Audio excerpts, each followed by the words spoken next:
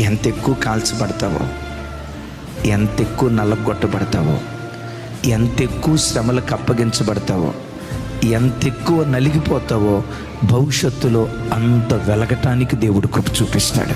మీలో ఎంతమందికి మహిమ కావాలి? ఆ మహిమ కావాలంటే ముందేం కావాలి? మండాల.